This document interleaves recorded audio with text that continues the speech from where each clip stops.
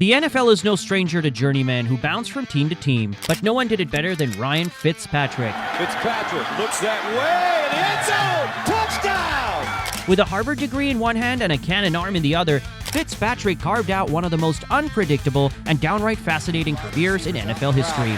Fitzpatrick, touchdown! One week he threw for 400 yards and 4 touchdowns, looking like the second coming of Joe Montana. The next, he'd toss 3 interceptions and leave fans scratching their heads. But that was the beauty of Fitz magic. You never knew what you were going to get, and that's what made him a must-watch. With his professional career now behind him, we will pick apart his life to find out just how good he actually was.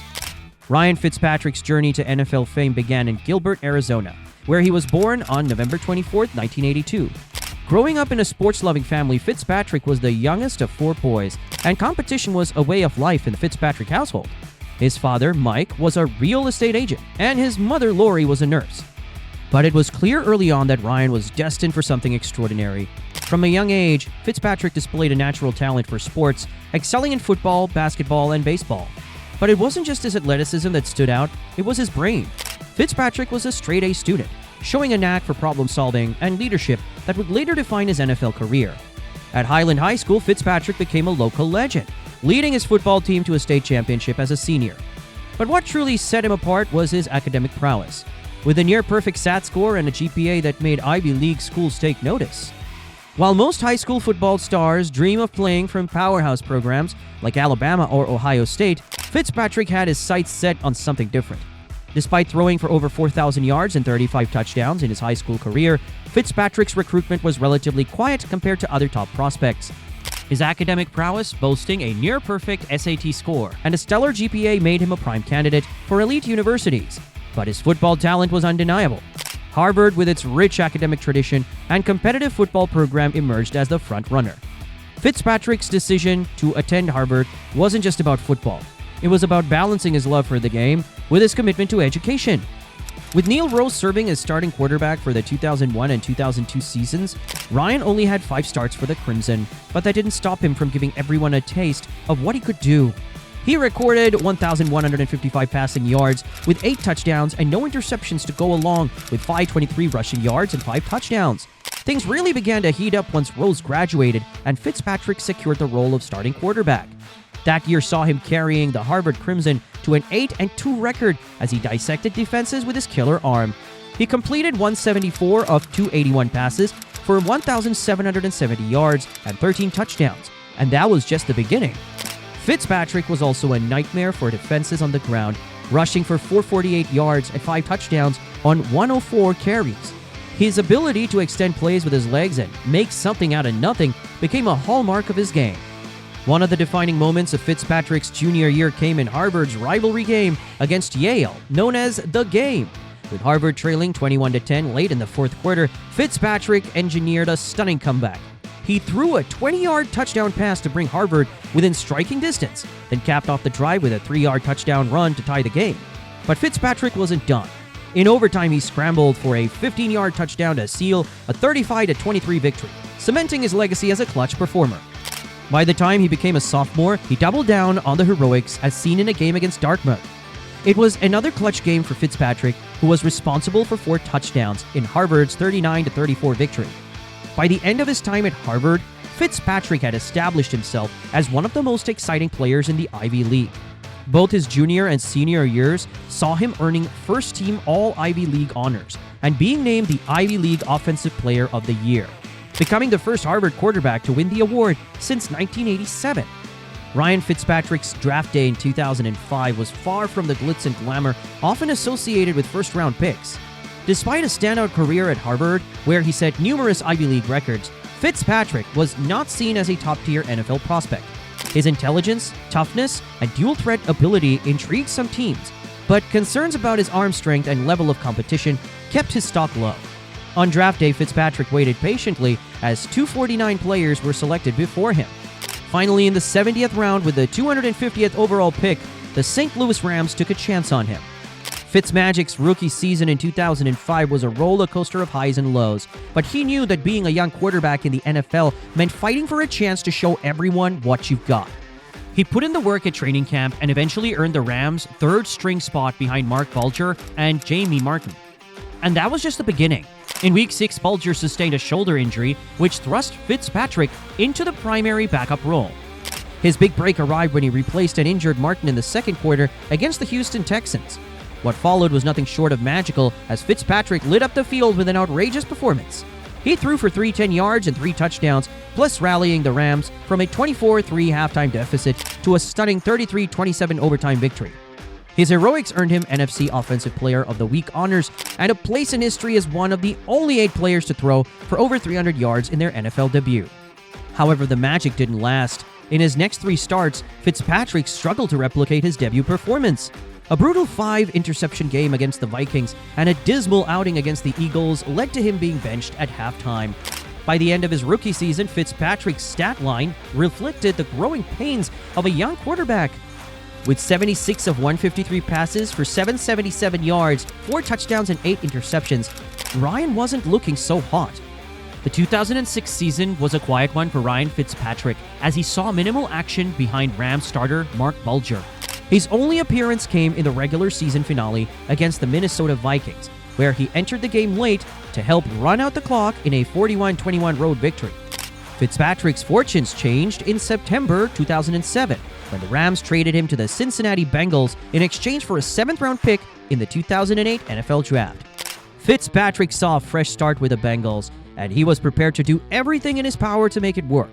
When starting quarterback Carson Palmer went down with an elbow injury, Fitzpatrick stepped into the spotlight, making his first Bengals start on September 28th against the Cleveland Browns. Though the Bengals lost 20-12, Fitzpatrick showcased his dual-threat ability, leading the team in both passing and rushing. Palmer briefly returned the following week but was sidelined again, giving Fitzpatrick the reins for the rest of the season. Fitzpatrick started against the New York Jets and remained the starter for the remainder of the year. While the Bengals struggled as a team, Fitzpatrick displayed flashes of his trademark resilience and versatility. He finished the season with 1,905 passing yards, 8 touchdowns, and 9 interceptions, along with 304 rushing yards and 2 touchdowns on the ground. His rushing total ranked 3rd among NFL quarterbacks that year, trailing only Tyler Thigpen and David Garrard. It might not have been the best season ever, but it set the stage that got him signed by the Buffalo Bills in 2009. He made his first appearance against the New York Jets, replacing an injured Trent Edwards. Fitzpatrick threw for 116 yards, a touchdown, and an interception, leading the Bills to a thrilling 16-13 overtime victory. He started the next 2 games, guiding the team to a 20-9 win over the Carolina Panthers, but falling 31-10 to the Houston Texans. Interim head coach Perry Favell named Fitzpatrick the starter after Dick Jauron's firing. Fitzpatrick embraced the opportunity, going 3-3 as a starter and throwing for 1,060 yards, 7 touchdowns, and 6 interceptions. One of the season's highlights came in a Week 11 loss to the Jacksonville Jaguars, where Fitzpatrick connected with Terrell Owens for a 98-yard touchdown pass, a franchise record and the longest touchdown of both players' careers. 98 yards, the longest reception in his career. By the end of the season, Fitzpatrick had solidified himself as a capable leader, finishing with 1,422 passing yards, 9 touchdowns, and 10 interceptions, along with 141 rushing yards and a touchdown. After leaving Buffalo, Fitzpatrick joined the Titans in 2013 as a backup to Jake Locker.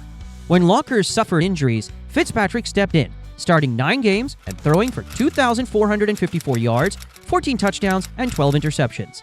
His leadership kept the Titans competitive, but the team finished 7-9. In 2014, Fitzpatrick signed with the Houston Texans, reuniting with coach Bill O'Brien, who had been his offensive coordinator at Harvard.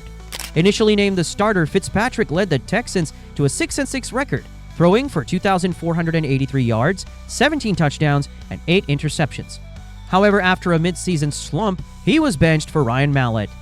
At the start of the 2015 season, Fitzpatrick found himself as the starting quarterback for the Jets after Geno Smith ended up in an altercation that left him with a broken jaw. It finally felt like the perfect start, as he quickly became a fan favorite with his gritty play and Fitz magic moments. In the season opener against the Cleveland Browns, Fitzpatrick threw for 179 yards, 2 touchdowns, and an interception in a dominant 31-10 victory.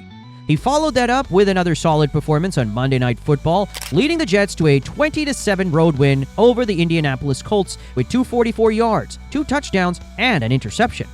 despite a tough 24-17 loss to the Philadelphia Eagles in Week 3, where he threw 3 interceptions. Fitzpatrick bounced back with a 27-14 victory over the Miami Dolphins in London, throwing for 218 yards and a touchdown. Even in a Week 7 loss to the New England Patriots, Fitzpatrick kept the Jets competitive, throwing for 295 yards and 2 touchdowns.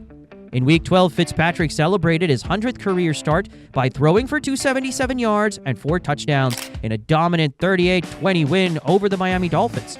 He followed that up with a clutch 390-yard, 2-touchdown performance in an overtime victory against the New York Giants. Fitzpatrick's magic reached its peak in Week 16 against the New England Patriots, where he threw for 296 yards and 3 touchdowns, including a game-winning overtime drive, earning him an AFC Offensive Player of the Week award. Despite a heartbreaking loss to the Buffalo Bills in the season finale, Fitzpatrick finished the year with 3,905 passing yards, 31 touchdowns, and 15 interceptions, breaking Testaverde's franchise record for most touchdown passes in a season.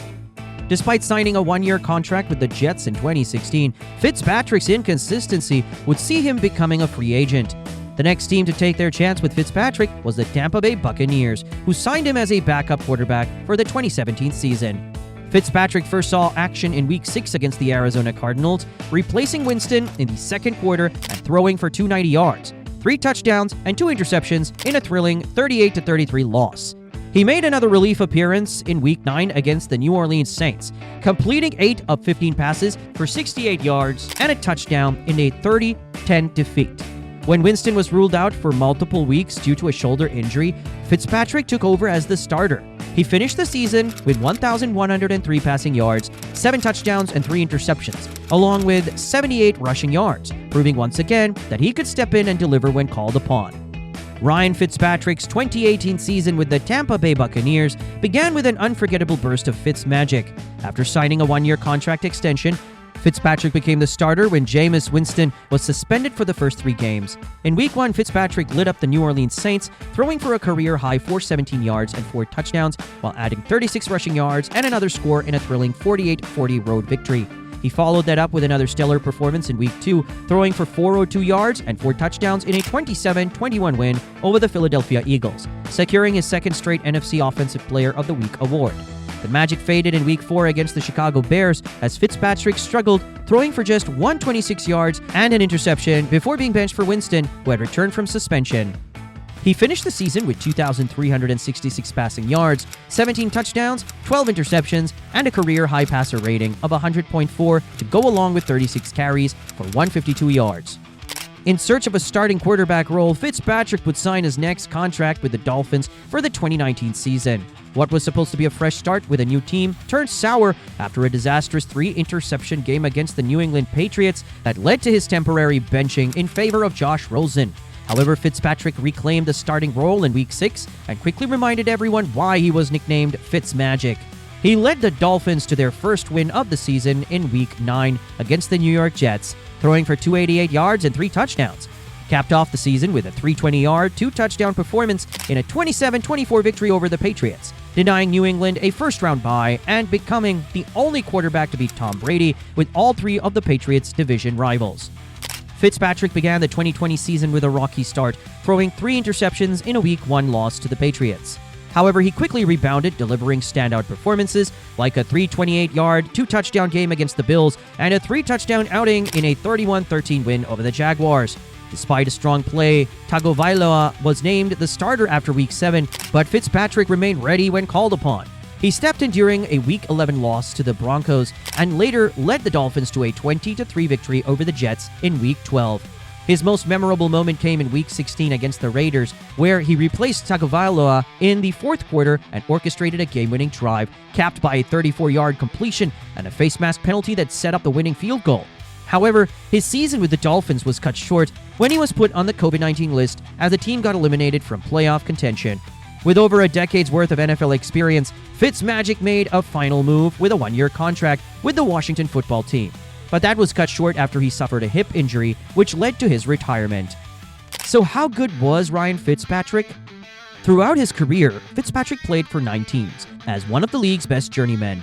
Still, Fitzmagic's ability to pull off outrageous performances out of nowhere made him a fan favorite. No fan base groaned in disappointment when he was signed because they knew he would surely take them on a roller coaster ride of emotions. He might not have been the starting quarterback you trust to deliver every game, but he was always willing to play his part for the team.